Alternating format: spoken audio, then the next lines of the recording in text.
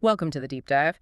If you're finding these talks useful, please do subscribe and follow. It really helps us out, and you won't miss any future discussions. All the articles we mention, they're always linked down in the description. Good point.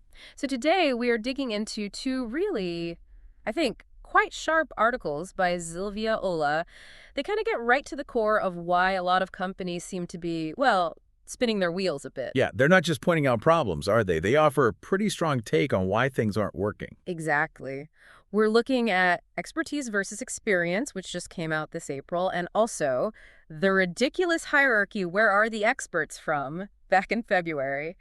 Think of this as maybe your quick guide to her perspective on the modern workplace. And it's a perspective that might really resonate if you've ever, looked around your own job and thought, how did things get this way? Or why are we stuck? For sure.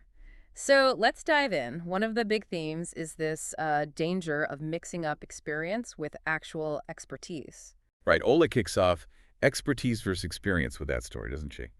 The executive housekeeper, 20 years on the job. Yeah, 20 And years. still not checking if rooms were occupied before cleaning. And that score reaction she mentions, it just perfectly captures how we often assume competence comes with time served. It really does. It makes you think. And it feeds into her bigger point, which is that many workplaces are essentially filled with people trained by, well, by other people who maybe weren't experts themselves. Perpetuating bad habits, basically. Exactly. Like her HR example, the idea that maybe whole generations of HR folks learned processes that weren't quite right, just passed down. So you get CVs listing all this experience, but is it experience in doing things well? Or just experience in doing things? That's the question. It throws those job ads wanting 15 years experience into a whole new light, doesn't it? Yeah, right. Maybe 5 years of the right experience is way better than 15 years of, Well, no. absolutely. She really draws that line clearly. Experience can lead to expertise, obviously, but it's not automatic. Someone focused for 5 years could genuinely know more than someone coasting for 25. Which kind of leads into her point about long tenure, especially in the same company. Yeah, that was interesting. The idea that staying put for too long in a relatively static environment might actually be a negative when things need to change. It feels counterintuitive because we usually value loyalty and stability. Right. But Ola suggests those long-timers can sometimes be the most resistant to new ways of working. Their skills might not be up to date, and they're just so used to the old methods. You can picture it, can't you? Someone new suggests something and the response is just, look, we've always done it this way. Uh-huh.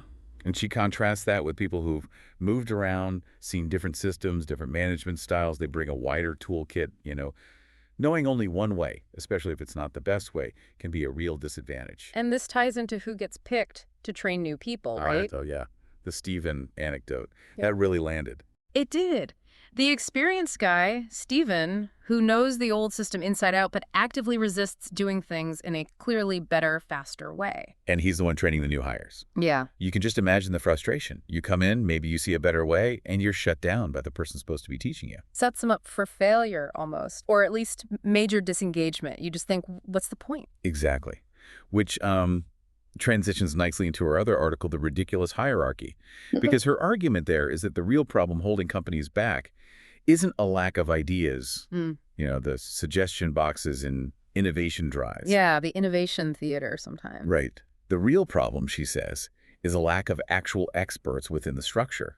The hierarchy itself has somehow pushed them out or sidelined them. She's quite blunt about it. The VP for every toilet roll line, Oh, yeah. it paints a picture of title inflation without the substance behind it. And those examples she gives are pretty stark. They really are. Head of finance with no finance qualifications. Head of HR with computer science degree. VP of revenue who studied social science but not economics. Engineers without the right qualifications. It makes you pause and think, well, who is making the big calls in these critical areas? If the leaders lack that deep, specific knowledge. How can they effectively guide the strategy or even evaluate the work being done? Ola suggests we've started rewarding the climb up the ladder more than actual mastery. These sort of vague competency frameworks took over. Instead of focusing on, does the head of finance actually understand finance? Precisely. So you end up promoting people into management or leadership, often because they're good politicians or they fit the competency model, not necessarily because they're experts in the field they're overseeing. And that has real-world costs, big costs. Absolutely. That example of the CHRO, the Chief Human Resources Officer, with outdated psychology Oh, knowledge. yeah, implementing that learning system. That LMS system that was fundamentally flawed and cost millions, that's a direct consequence of having someone without current relevant expertise making a huge decision in their supposed area of expertise. So it's not just inefficient, it can be actively damaging. Definitely. Which leads to her proposed solution, or at least a different way to think about structure. Right. In the hierarchy article, she outlines that four-layer model. Yeah. Executors, the people doing the core work, Mm-hmm. then managers or supervisors, then, and this is key, experts acting as advisors, and finally a leader at the top. And the experts layer is crucial.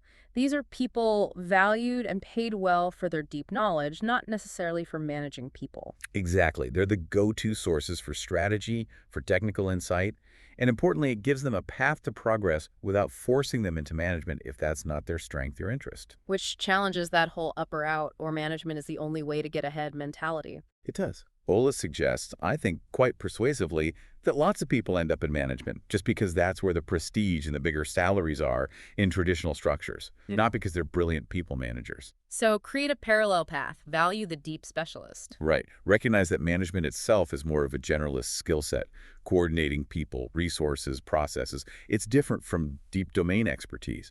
Let people excel and be rewarded for that expertise. Okay, so pulling it all together from both articles, the big message seems to be really interrogate the difference between just being around for a while and having genuine, deep expertise. Yeah, and recognize the serious risks organizations run when they devalue those experts or promote based on tenure or create hierarchies where leaders lack fundamental knowledge of their areas. And her final punch is really that innovation isn't stuck because we lack ideas. It's stuck because we often lack the experts needed to evaluate, develop, and implement those ideas effectively.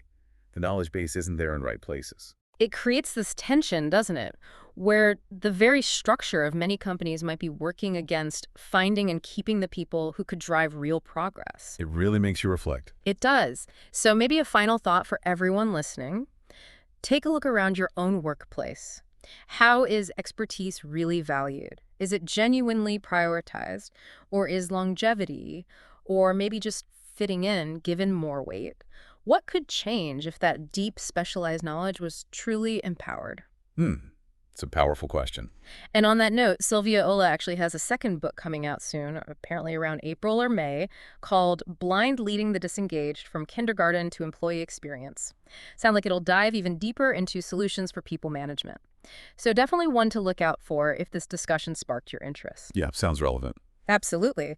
So if this deep dive gave you some food for thought, or if it resonated with things you've seen, please do subscribe and follow for more discussions like this. And remember, the links to the original articles by Szilvia Olah are right there in the description if you want to read her arguments in full.